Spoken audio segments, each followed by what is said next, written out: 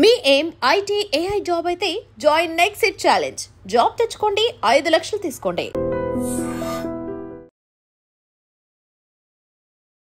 ప్రస్తుతం సహస్ర వాళ్ళ ఫాదర్ కృష్ణ మనతో పాటు ఫోన్లో అందుబాటులో ఉన్నారు. సార్ నమస్తే. సార్ ఎట్లున్నారు సార్?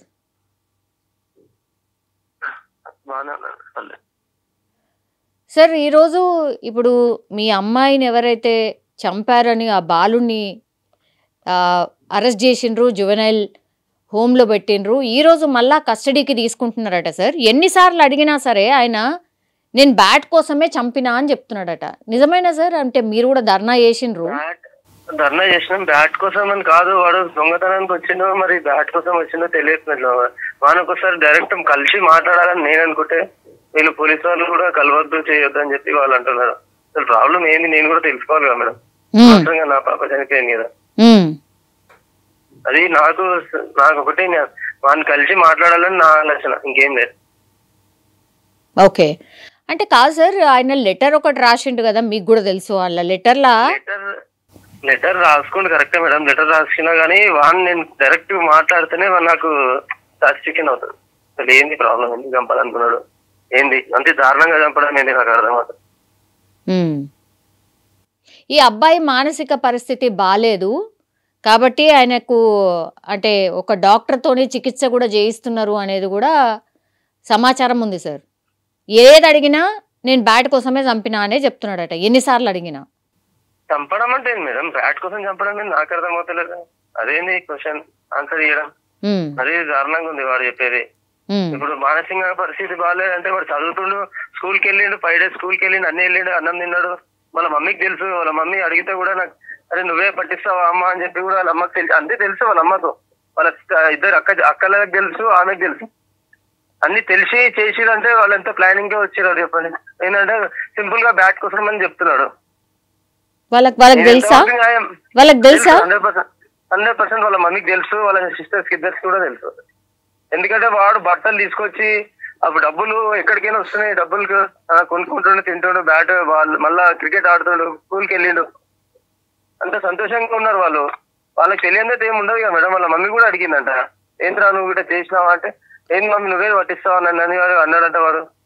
అంత తెలిసినాక కూడా పోలీసు వాళ్ళకి ఎందుకు చెప్పలేదు? ఈమె అంత న్యాయంగా ఉన్నదే, ఈమె కూడా ఎంత దారుణంగా ఉందంటే డబ్బులు ఎట్లయినా రావాలి నాకు, అంతే ఏమైనా చేయండి నాకు కొడుకు అన్నట్టు ఫీలింగ్ లో ఈమె బతుకుతుంది. వాళ్ళ హస్బెండ్ జాబ్ చేయడు, ఈమె ఒక మెంటాలిటీ, ఆమె ఒక మెంటాలిటీ, ఆ పిల్లలు ఒక మెంటాలిటీ. మరి ఈ సొసైటీలో ఎందుకున్నారు వాళ్ళు నాకు అర్థమైతలే. అంటే అవును, మీ అమ్మాయి బర్త్డే కూడా వచ్చిండా ఈ బాబు? మేడం ఒకటి, మా పిల్లోడు క్రికెట్ ఆడతాడు గల్లీలో, ఆడుతుంటే వాడు గాడిద వచ్చి ఆ పెద్ద పిల్లోడు వచ్చి ఇలా దాంట్లో ఆడడం ఏంది, వాడు వద్దంటే పిల్లలు వద్దంటారా ఆడుతుంటే అన్నారు కదా. వాడు బర్త్డే పార్టీ కంటే నా కొడుకు బర్త్డే, అది ప్రతి గల్లీలో ఏ బర్త్డే పార్టీకి వెళ్ళినా వెళ్తాడు వాడు. వెళ్ళి అందరికి ఫ్రెండ్స్ బాగుంటాడు, అంతే తప్ప అంత వెళ్ళడం కూడా తప్ప అంటే మరి ఇంకేం చేస్తాను మేడం, అర్థమవుతలేదు. వాడు వచ్చి పక్కలో ఎంత పెద్ద మెంటల్ గా ఉన్నాడని చెప్పి ఎవరైనా గుర్తుపడతారా చెప్పండి.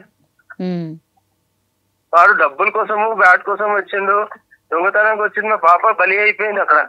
అందరు సింపుల్ గా బ్యాట్ కోసం వచ్చిన చంపేసిన ఏంది, అది దారుణంగా మాట్లాడతారు అందరు. వాడు ఇచ్చే స్టేట్మెంట్ చాలా తప్పది. వాడు మైనర్ కాదు, పెద్ద మేజర్ మంద కొడుకాడు. వాడు ఎట్లా ఏందో వాడిని చూద్దాం, ఎక్కడ వెయిట్ చేయడమే తప్ప ఇంకేం లేదు కానీ ఏం చేసేది.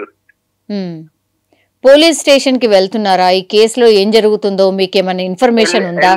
వెళ్తున్నా, వాళ్ళకి ఏం చెప్పట్లేదు. ఈ స్టేషన్ లో అయితే ఈ కేసు గురించి ఏం మాట్లాడట్లేదు. నేను పోస్ట్ మార్టం రిపోర్ట్కి వెళ్తే కూడా పోస్ట్ మార్టం రిపోర్ట్ ఇవ్వట్లేదు నాకు. 23-24 days నాకైతే. ఏమన్నా అంటే ఇంకా రాలేదు, డాక్టర్ సంతకం పెట్టలేడు, ఇదే రిపీట్ చేస్తున్నారు అతను, ఇంకేం లేదు.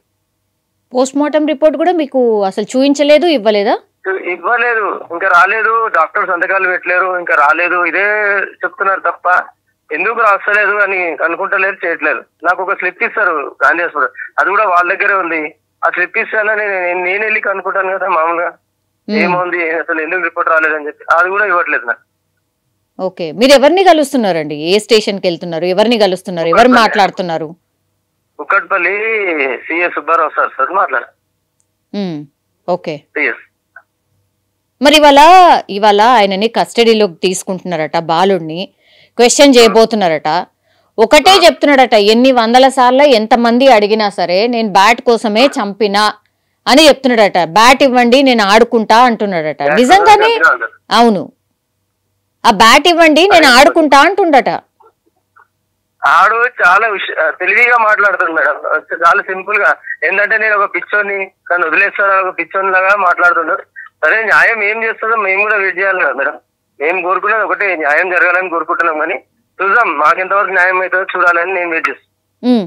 మీ అబ్బాయి ఏం చెప్తుండండి అతని గురించి? అంటే ఏంది మేడం, వాడు 10th క్లాస్ వీడు 2nd క్లాస్, ఏం చెప్తాడు, వీడేం చెప్తాడు, ఆడు మెంటల్, వాడి ఒక సైకోనో ఏందో తెలియదు. నేను డైరెక్ట్ మాట్లాడితే నాకు తెలుస్తుంది కదా వాడు ఇష్టంతోడు.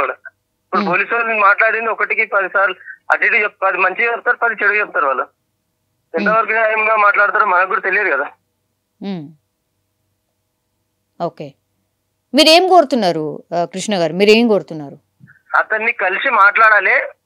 మాకు చట్టం ఎంత వరకు న్యాయంగా చేస్తుందో చూస్తాం, వెయిట్ చేస్తాం, కోరుకుంటున్నాం. అదే వెయిట్ చేయడం అంటే ఇక మనకి అసలు అని ఏం చేయాలనుకుంటారు, ఆయన వదిలేస్తారా లేకపోతే ఏమన్నా శిక్ష ఇస్తారా, అసలు ఏం చేస్తారు మేము కూడా చూడాలి కదా మేడం. నాకు తెలియకుండా అయితే వాడు ఇప్పుడు ఎక్కడ వెళ్ళినా సరే మాకైతే కొద్దిగా ఎంతో కొద్దిగా ఇన్ఫర్మేషన్ వస్తుంటది కదా పోలీసు వాళ్ళతో. మీ అబ్బాయి సహస్ర గురించి గుర్తు చేస్తున్నాడా అండి? చేస్తాడు మేడం, ఎందుకు చేయరు? ముందే ఇద్దరు మాకు, ఒకరు లేకపోతే ఒకరు గుర్తు చేసుకుంటూ ఆడుకుంటారు అని చేస్తారు. వాళ్ళు గుర్తు చేసుకోకపోతుంటే రోజు ఎడవడం తప్ప మాది ఇంకేం లేదు. ఏ గవర్నమెంట్ సపోర్ట్ లేదు, ఏం సపోర్ట్ లేదు మాకైతే. ఏడవడం పడుకోవడం తప్ప ఇంకేం లేదు. వాళ్ళని కలిపేయండి ఒకసారి, అతన్ని కలిపేయండి అని చెప్పి చాలా రిక్వెస్ట్ చేసినా కూడా మాకు కలిపేయలేదు, మాట్లాడలేదు. వాళ్ళ పేరెంట్స్ ఎక్కడ ఉన్నారో తెలియదు, ఇంటికి చాలా నుంచి వెళ్ళిపోయారు. వాళ్ళు లేరా ఇప్పుడు? అక్కడ పేరెంట్స్ కూడా లేరు, ఇంటికి చాలా మంది. అక్కడ 2 సార్లు వెళ్ళినా చూసినా లేరు అక్కడ. అసలు ఎందుకు ఇంత అన్యాయం చేసారు అడుగుదామని మాకు ఆ ఆప్షన్ కూడా ఇవ్వట్లేదు మేడం. మా పాప ఇంతవరకు పక్క బిల్డింగ్ వాళ్ళకు కూడా తెలియదు, అంత మంచిగా పెంచుకున్నాను నేను. కానీ ఇంత అన్యాయం జరిగిందని మాకు కూడా అసలు కోలుకోలేకపోతున్నాను. ఓకే అండి, ఓకే కృష్ణ గారు. ఇది సహస్ర వాళ్ళ నాన్న యొక్క ఒపీనియన్. ఎవరైనా సరే, ఏ తండ్రైనా ఇలా కాకుంటే ఇంకా ఎలా రియాక్ట్ అవుతాడు? యాక్చువల్లీ ఆ బాబు ఎందుకు ఇంత దారుణానికి ఒడిగట్టిండు? ఒక బ్యాట్ కోసం ఎవరైనా మనుషుల్ని చంపగలుగుతారా? అంత చిన్న పాపని ఎట్లా చంపగలుగుతాడు? అసలు ఏదో దాస్తున్నారు. లాస్ట్కి వస్తే ఈ పిచ్చోడనో లేకపోతే ఆయన మానసిక పరిస్థితి బాలేదనో శిక్ష తగ్గించే ప్రయత్నం ఒకటి జరుగుతోంది అనేది సహస్ర వాళ్ళ నాన్న చెప్తున్నటువంటి వర్షన్. కానీ రోజు బాధపడేది, అట్లాగే రోజు వాళ్ళ కూతుర్ని కోల్పోయిన బాధ మాత్రం వాళ్ళని వెంటాడే సిచ్యువేషనే ఉంటుంది. అది మనందరికీ కూడా తెలిసిందే. కానీ ఒక సెన్సేషనల్ కేసు లాగా మారిపోయింది. సహస్రాన్ని చంపినటువంటి నిందితుడు ఎవరైతే ఉన్నారో ఇప్పుడు జువెనైల్ హోమ్లో ఉన్నాడు. ఇన్ని రోజులు అవుతోంది. ఎన్నిసార్లు అడిగినా, ఎంతమంది అడిగినా ఒకటే చెప్తున్నాడట, నేను సహస్రాన్ని చంపింది బ్యాట్ కోసమే వెళ్ళాను, బ్యాట్ తీసుకున్నాను, తర్వాత అడ్డొచ్చింది ఆ పిల్ల కాబట్టి నేను చంపాను, ఇది మాత్రమే చెప్తున్నాడు. కానీ వీళ్ళ నాన్న కావచ్చు, జనరల్ పబ్లిక్ కూడా ఒక రకంగా షాక్ అయిపోయినరు. బ్యాట్ కోసం మనుషులను చంపడం ఏంది, అసలు మానసిక పరిస్థితి ఏంది, ఇంత దారుణంగా మనుషులు ఎట్లా తయారైనరు అని చాలామంది మాట్లాడుకున్నారు. ఇప్పుడు సహస్ర ఫాదరే మీకు ఈ ఆడియో క్లిప్లో మీరు వింటున్నారు కదా, వాళ్ళ పేరెంట్స్ ఎవరైతే ఉన్నారో వాళ్ళు ఇప్పుడు లేరు. ఇప్పుడు మాకు ఇంకా కూడా ఎక్కడ కూడా రూమ్ దొరికే పరిస్థితి లేదు. ఆ ఓనర్ వాళ్ళు కూడా సరే దొరికేంత వరకు మమ్మల్ని అక్కడే ఉండనిచ్చారు కాబట్టి మేము అక్కడే ఉంటున్నాం ప్రస్తుతం. మా బాబు ఇప్పుడు అక్కని గుర్తు చేసుకుంటూ చాలా టైమ్స్ ఏడుస్తున్నాడు అన్నటువంటి మాట చెప్తున్నారు. సో ఇది ఫ్యామిలీ, ఏ ఫ్యామిలీ అయినా సరే ఒక మనిషిని కోల్పోయిన తర్వాత పడేటటువంటి బాధ. కానీ సహస్రాన్ని చంపినటువంటి నిందితుడు ఆయన మైనర్ కావడం, అట్లాగే ఇప్పుడు ఈ బాలికని చంపిన బాలిక కూడా మైనర్ కావడం, దట్టు కేవలం డబ్బులు కాదు ఏమీ కాదు బ్యాట్ కోసమే చంపినా అని నిందితుడు పదే చెప్పడంతో ఈరోజు పోలీసులు మరోసారి ఈ నిందితుడు ఎవరైతే ఉన్నారో అతన్ని కస్టడీలోకి తీసుకొని క్వశ్చన్ చేయబోతున్నారు.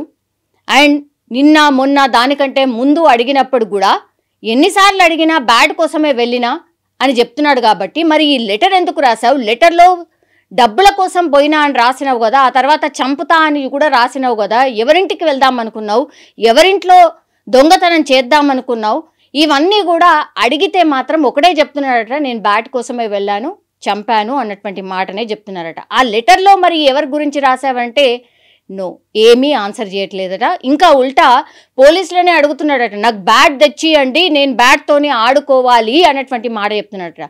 అసలు ఎక్కడున్నాడు, ఏంటి, నువ్వు ఉన్నది జువెనైల్ హోమ్లో, అక్కడ బ్యాట్ తెచ్చియండి నేను ఆడుకుంటాను అని పదే పదే చెప్పడంతో ఇప్పుడు పోలీసులు ఏం చేశారు అంటే ప్రస్తుతం ఒక మానసిక వైద్యురాలు ఆర్ వైద్యుడిని తీసుకొచ్చి ఈ బాలుడికి ట్రీట్మెంట్ ఇప్పిస్తున్నట్టుగా మనకున్నటువంటి సమాచారం.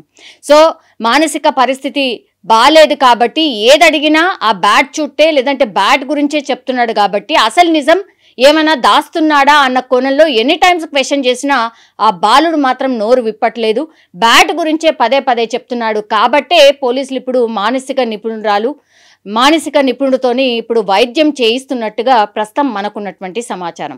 సో ఇదంతా అయ్యాక అగైన్ ఈరోజు క్వశ్చన్ చేయబోతున్నారు, కస్టడీకి తీసుకోవాలి అన్నటువంటి పిటిషన్ వేశారు. కస్టడీలో ఈరోజు క్వశ్చన్ చేయబోతున్నారు ఆ బాలుడిని. మరి ఈరోజు ఆ బాలుడిని క్వశ్చన్స్ వేస్తే ఏం ఆన్సర్లు దొరుకుతాయి, ఏం ఆన్సర్ చెప్పబోతున్నాడు అనేది ఒకటి. కానీ ఈ విచారణ జరుగుతోంది, ఈ కేసులో ఏమవుతుంది అనేది కనీసం సహస్ర వాళ్ళ పేరెంట్స్కి తెలియకపోవడం ఇక్కడ గమనార్హం అనుకోవచ్చు. నిజంగా చెప్పాలంటే కూడా బాధాకరం అని కూడా మనం చెప్పొచ్చు. కానీ ఈ కేసులో మరి ఈరోజు ఏం జరగచ్చు, ఈ సహస్రాన్ని చంపినటువంటి నిందితుడు ఎవరైతే ఉన్నారో ఆయన ఏం చెప్పబోతున్నాడో, ఆ బాలుడు ఏం చెప్పబోతున్నాడు అనేది కూడా వేచి చూడాల్సిందే.